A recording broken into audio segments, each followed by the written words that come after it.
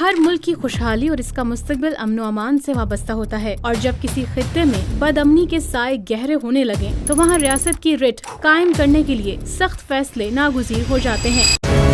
بلوچستان جو ہے، جو کہ پاکستان کی ڈیسٹنی ہے، جو کہ پاکستان کے ماتھے کا جھومر ہے، تم 1500 بندے کہو گے کہ جی ہم اس کو لے جائیں گے،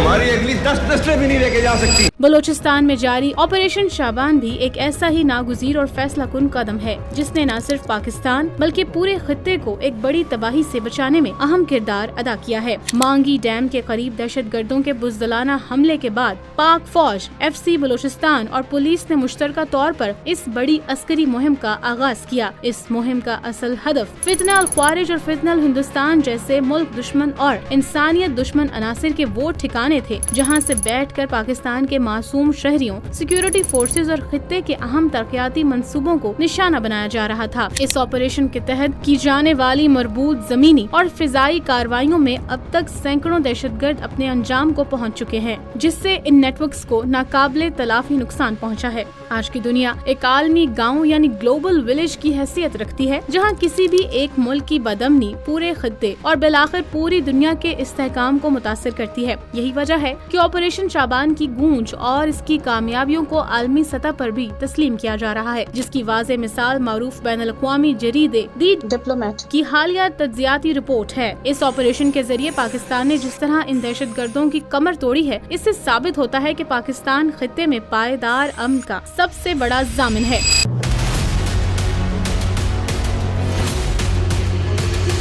یہ دہشت گرد تنظیمیں پاکستان کے خلاف سازشوں کے پنجے گاڑے ہوئے تھیں، لیکن فورسز کی پیشہ ورانہ صلاحیتوں اور قربانیوں کی بدولت ان کے نیٹ ورکس بکھر چکے ہیں اور وہ اب راہ فرار اختیار کرنے پر مجبور ہیں۔ بلوچستان میں امن کی یہ بحالی دراصل علاقائی اور بین الاقوامی امن کے لیے ایک مضبوط بنیاد ثابت ہو رہی ہے۔ اس آپریشن کے دوران ملنے والی کامیابیوں اور گرفتار ہونے والے عناصر سے حاصل ہونے والی معلومات نے ایک انتہائی تشویشناک منظرنامہ بھی دنیا کے سامنے بے نقاب کیا ہے۔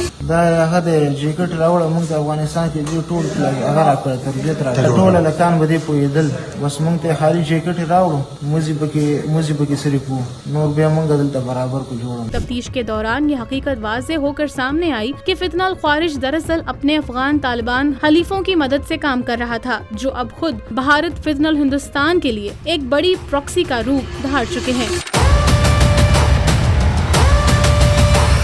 یہ گٹھ جوڑ صرف پاکستان ہی نہیں بلکہ افغانستان کے دیگر ہمسایہ ممالک کے لیے بھی مستقل خطرہ بن چکا ہے، جیسا کہ حال ہی میں تاجکستان کی سرحدوں کے قریب منشیات کی بڑی کھیپ پکڑی جانا اس بات کا منہ بولتا ثبوت ہے کہ یہ نیٹ ورک پورے خطے کو نشانہ بنانا چاہتا ہے۔ دہشت گردی کو زندہ رکھنے اور ان نیٹ ورک کو چلانے کے لیے خطیر سرمایہ کی ضرورت ہوتی ہے، اور ان عناصر نے اس معاشی سپورٹ کے لیے انتہائی غلیظ ہتھ کنڈے اپنا رکھے ہیں۔ اس معاشی گٹھ جوڑ کے پیچھے اغوا برائے تاوان، ٹارگٹ کلنگ، بھتہ خوری اور منشیات کی سرحد پار سمگلنگ جیسے جرائم شامل ہیں، جن سے حاصل ہونے والا کالا دھن براہ راست معصوم انسانوں کے خون بہانے کے لیے استعمال کیا جاتا ہے۔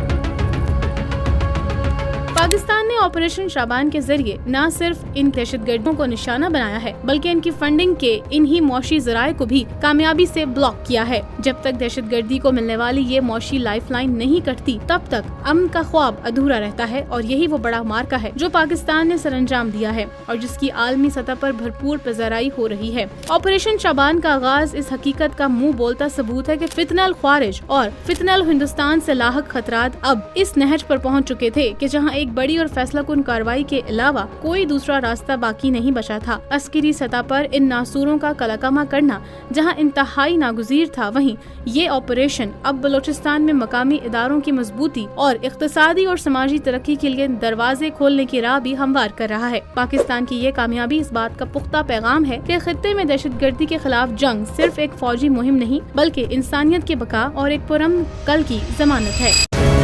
بلوچستان جو ہے، جو کہ پاکستان کی ڈیسٹنی ہے، جو کہ پاکستان کے ماتھے کا جھومر ہے، تم 1500 بندے کہو گے کہ جی ہم اس کو لے جائیں گے، ہماری اگلی 10 نسلیں بھی نہیں لے کے جا سکتی۔